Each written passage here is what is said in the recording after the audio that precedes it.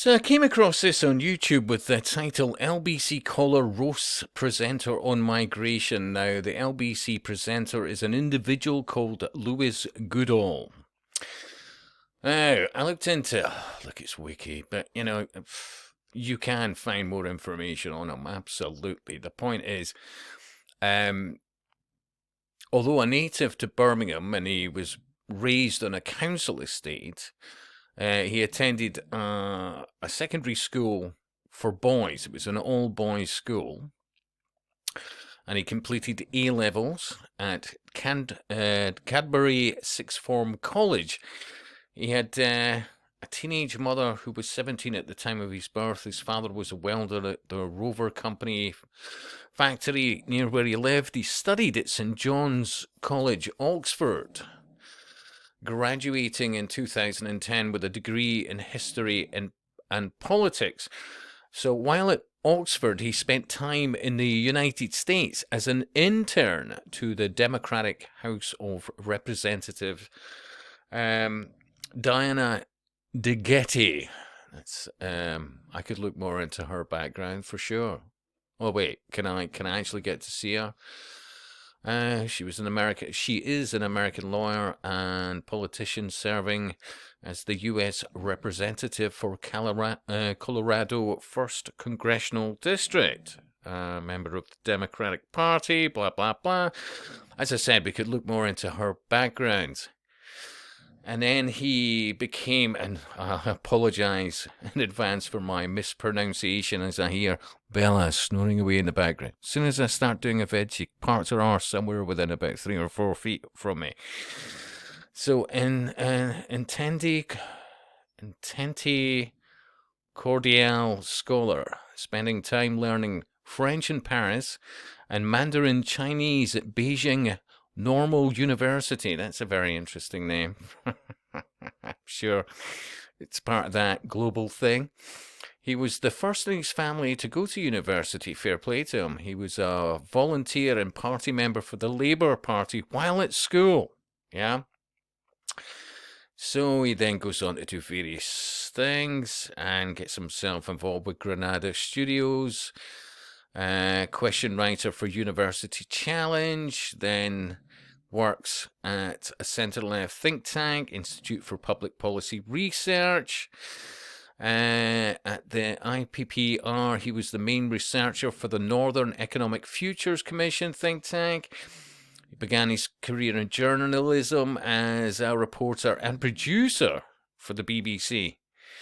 I mean, he's only 34 now, so, I mean, how... Seriously, not very old at all. Where he was a producer on Daily Politics, he later became economics and business analyst for the BBC.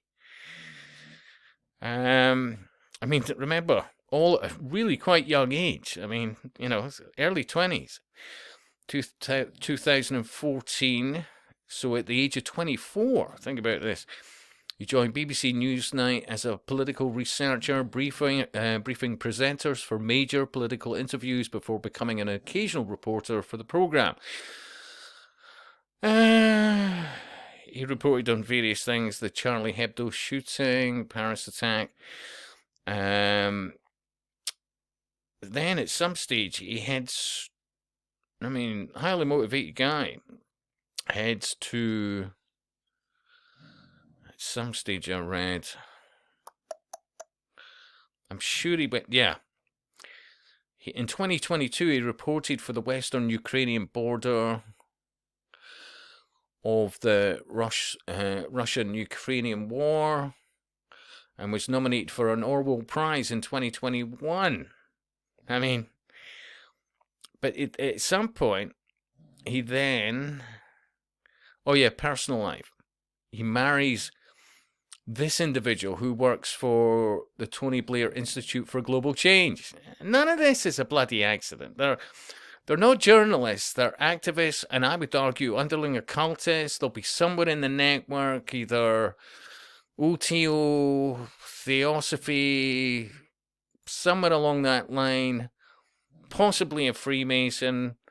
I mean, no jokes. I look at so many people on the supposed alternative media, and they bump their gums about various things, but they don't actually know what they're dealing with. I would argue, if at all.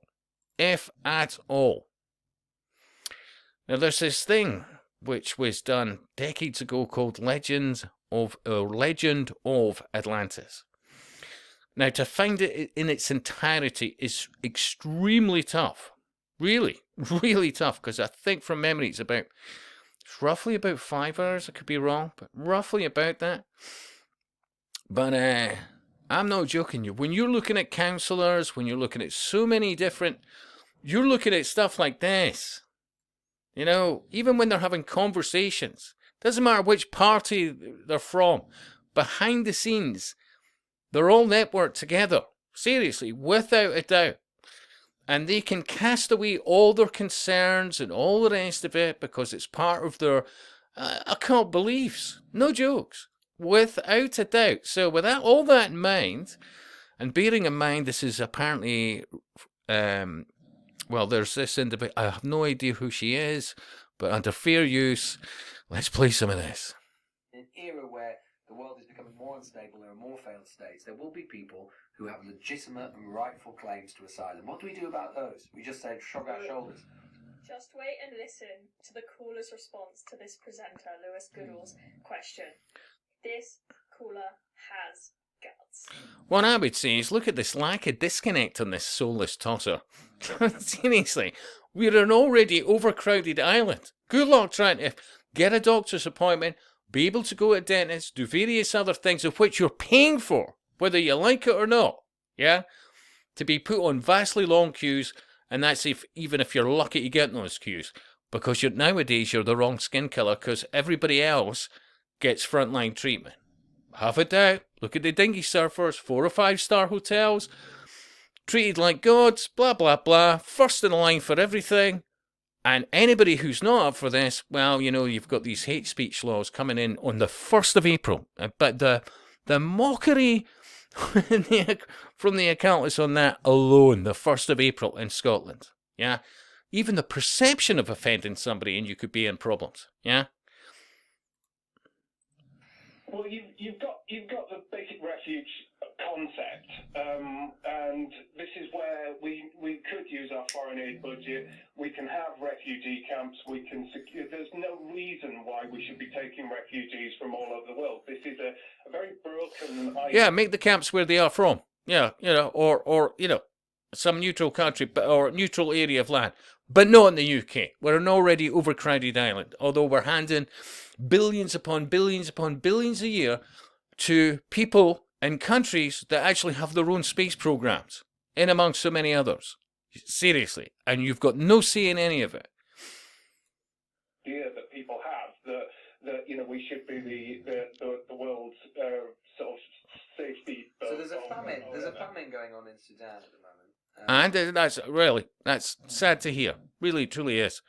But I would argue there's a famine in the UK going for many at the moment because they can't afford to eat and heat their home if they're lucky enough to have some kind of accommodation.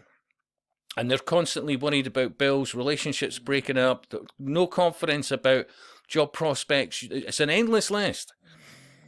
And it costs, you know, you can't live on nothing. Yeah? But throw that all aside. Anything happens anywhere in the bloody world. And, yeah. We'll just put out for them. And if you're not up for this, you're just scum. Many tens of thousands of people. Refugee camps. There are hundreds of thousands, but there are many tens of thousands, hundreds of thousands of people caught up in that. If someone were to flee Sudan and try and come to the UK because they were starving, would that be legitimate, or should we just say no? No. Just honestly, listen to the voice, look at the attitude. Mind you, he's married to obviously a very attractive individual, but remember, senior policy advisor, climate and emergency policy. Climate and energy policy. You're looking at her background, good God, you know, and as I said, you'll find it's probably a lot more to do with this. This is why they've got the disconnect. They've got their society that you are blissfully unaware of.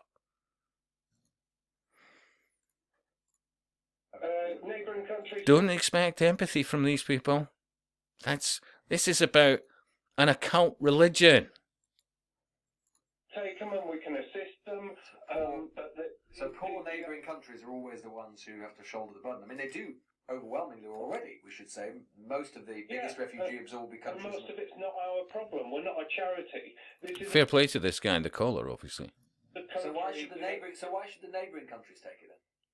Because it's in their region. It's this complete disconnect.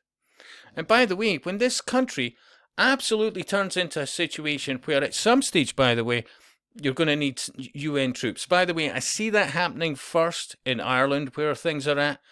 It'll happen in Ireland first before the UK, I reckon. By the way, if I'm wrong, feel free to make a comment, but seriously, the disconnect.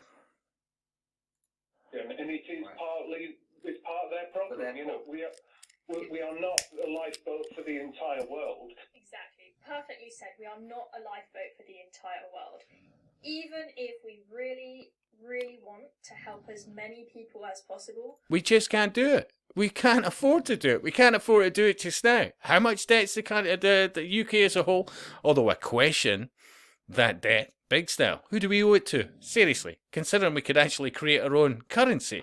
And why don't we do that? Seriously. But then that's another subject. The history of banking, all the rest of it, yeah? from around the world, we simply cannot take every single person, endless numbers from around the world, even if we want to. Just like how I would like to end world hunger. Do I Thanks for that, doll. Great. But let's move on. Fair play to her, but needs a bit more seasoned. She's obviously reasoned, but a bit more seasoned. Yourself. No, one person only has so much that they can handle.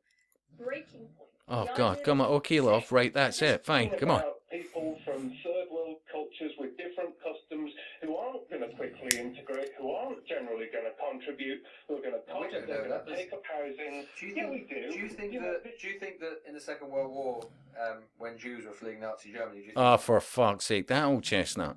We should have just said it's not our problem, mate. Go to France. Well, they were European. Well, actually, if you're on the subject, if it wasn't for British and American banks, etc., funding Adolf behind the fucking scenes, we wouldn't have had that problem, would we have? But nobody fucking talks about that. Just look up Anthony C. Sutton. Absolutely. Bang to rights is proved. Done and dusted. And by the way, how did Germany, when it didn't actually have its own oil supply, had to actually extract oil from shale, how could it actually even fly its own fighter planes? Oh wait, wasn't that Standard Oil that gave them what was it called, tetraethyl ether, through a contract? Yeah, no problem. Or how about IBM in Germany? Yeah, IBM was in Germany in the concentration camps. Yeah, doing all the tallying. Yeah. Oh, honestly.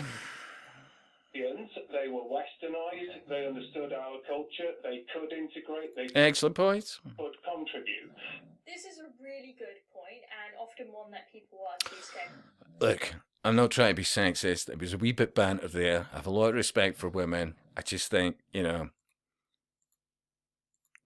she states, well, come on, where are we next? The same, we're seeing Somali machete gangs in London.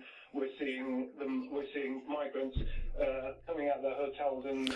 Yeah, remember, duty of care.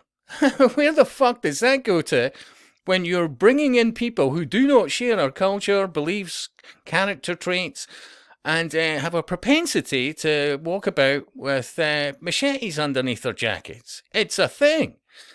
How many stories, how many videos have you seen? But hey, if you're not up for this, this is the new normal. Absolutely. Yeah? And they're not interested in integrating. And hovering around primary schools, eyeing up the girls. Which is a fact. This is the sort of intelligence that you should be picking up on, because you've got a Twitter account if you're following the right people, and you can. You don't think you might be following the wrong people, do But as I said, no jokes. If you could find, seriously, if anybody's got it in its entirety, a link to it, feel absolutely free to put it in the comments. It's something everybody should watch. Do I agree with it in its entirety? No. But there is an awful lot of truth in amongst it. Seriously. Most people have zero grasp what they're dealing with. Absolutely zero grasp. They bump their gums, and basically they're playing into the hands of the occultists. And see these idiots, we need riots, When the hell in history has that ever worked? Seriously. Never ends well.